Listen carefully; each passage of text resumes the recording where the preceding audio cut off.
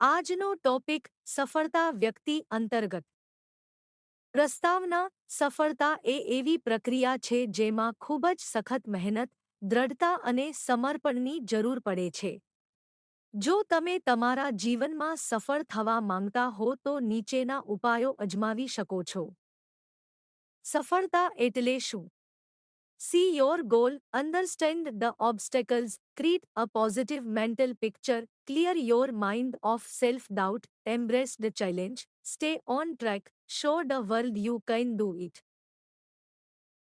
જેમ હોડીની પાણીમાં તરતા રહેવાની અને નિર્ધારિત સ્થળે પહોંચી જવાની ક્ષમતા વિશે શંકા કરવાની ન હોય, પણ તેને સુકાન જ ના હોય તો તે નક્કી કરેલ સ્થળે કદી નહીં પહોંચે અને અણધાર્યા સ્થળે ધકેલાઈ જશે.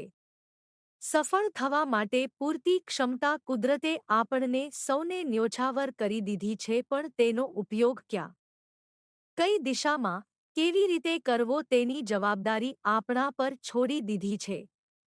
તેને જ આપણે લક્ષ્ય, ગોલ તરીકે ઓળખીએ છીએ.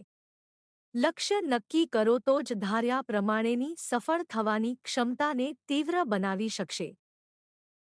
વર્ક હાર્ડ, સખત મહેનત કરો. સફળતા મેળવવા માટે સખત મહેનત જરૂરી છે. તમારા લક્ષ્યોને હાંસલ કરવા માટે તમે દિવસ-રાત મહેનત કરવા માંગતા હોવા જોઈએ. સફળતા એ લોકોને મળે છે જેઓ પ્રયાસ કર્યા બાદ નિષ્ફળ ગયા પછી પણ પ્રયાસ કરે છે. પ્રયાસ કરવાથી નુકસાન થતું નથી, પરંતુ જો તમે સફળ થાવો છો તો લાભ જ લાભ થાય છે. Hold on two one thought. એક જ વિચારને પકડો.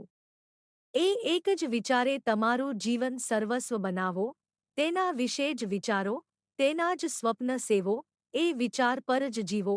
આપણને ગતિ આપનારું બળ વિચાર જ છે. મનને ઉચ્ચ વિચારોથી ભરી દો, તેનું શ્રવણ કરો, નિષ્ફળતાની ચિંતા ન કરો. Moral story. એક તળાવ કિનારે સ્વામીજી રહેતા હતા.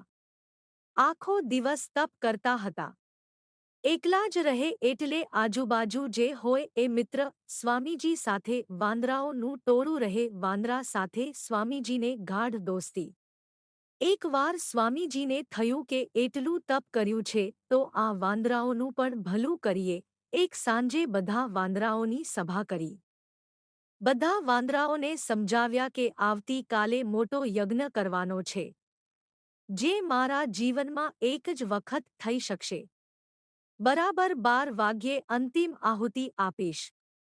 આ સમયે તમારે સામેના તળાવમાં કૂદકો મારી દેવાનો. જે કૂદકો મારશે એ માણસ બની જશે. બીજા દિવસે સ્વામીજીએ યજ્ઞ કર્યો. બરાબર 12 વાગ્યે અંતિમ આહુતિ આપી. ઝાડ પર બેઠેલા બધા વાંદરાઓ બેસી રહ્યા. કોઈએ પણ તળાવમાં કૂદકો માર્યો નહીં. માત્ર એક વાંદરી જ કૂદી. સ્વામીજીના યજ્ઞના ચમત્કારથી એ વાંદરી સ્વરૂપવાન સ્ત્રી બની ગઈ. ઝાડ પર બેઠેલા બધા વાંદરાઓને પસ્તાવો થયો. સ્વામીજીએ પેલી સ્ત્રીને પૂછ્યું, કોઈ કૂદવા તૈયાર ન થયું તો પણ તું કેમ કૂદી? એ સ્ત્રીએ ખૂબ જ સરસ જવાબ આપ્યો કે તમે માત્ર કૂદવાનું જ કહ્યું હતું, આમાં નુકસાન શું હતું? કદાચ ચમત્કાર ન થયો હોત તો વાંદરી જ રહી હોત. કોઈ નુકસાન તો હતું જ નહીં. કૂદીને સફળતા ન મળે તો ગુમાવવાનું કશું ન હતું. Moral of the story. પ્રયત્ન કરવાથી સફળતા પ્રાપ્ત થાય જ છે. કન્ક્લુઝન. કાર્ય સંપૂર્ણપણે નિષ્ફળ બને તે પહેલાં એ કામમાં જ્યાં સુધી આગળ વધ્યા હોઈએ તેમાંનું શું શું બચાવી લઈ શકાય એમ છે તે બચાવી લેવાનું. જે બચાવી લીધું હશે તે તમારી નહીં મળેલી સફળતાના પાયાની ઈંટો હશે. આ ઈંટોના આધારે નવી, થોડીક ઓછી, ભવ્ય અને થોડી ઓછી મહેનતે ચણી શકાય એવી ઇમારત બનાવવાનું શરૂ કરવાનું.